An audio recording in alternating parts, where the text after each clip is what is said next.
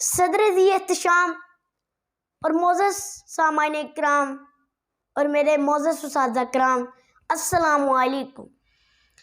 آج کا میرا موضوع سخن ہے ماں۔ جی وقار، ماں محبت کا دوسرا نام، ایثار کی دیوی، سچائی کا پیکر اور خلوص کی بہترین مثال ہے۔ ماں کا شیریں لفظ اپنے دامن میں اقوام عالم کے بے گراں معنی سمیٹے ہوئے ہیں۔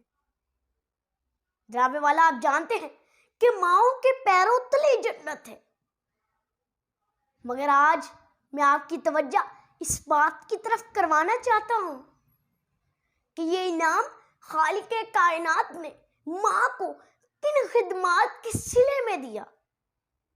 جناب والا، ماں کا خمیر محبت ہے، اس میں ندی کی روانی ہے، اس میں محبت کا بہتا جھرنا ہے۔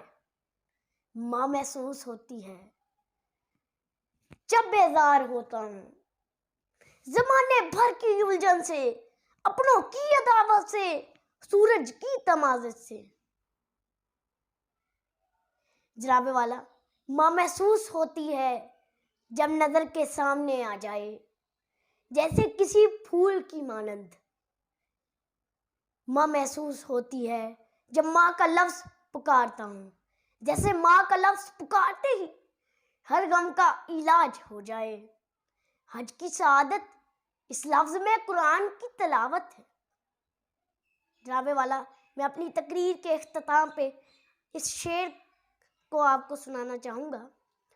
اس ظلم کی دنیا میں، اس ظلم کی دنیا میں بس ایک پیار ہے ایسا، اس ظلم کی دنیا میں بس ایک پیار ہے ایسا، ہے میرے لیے سایہ دیوار میری ماں۔ بس پیار، بس پیار، بس پیار میری ماں۔ شکریہ۔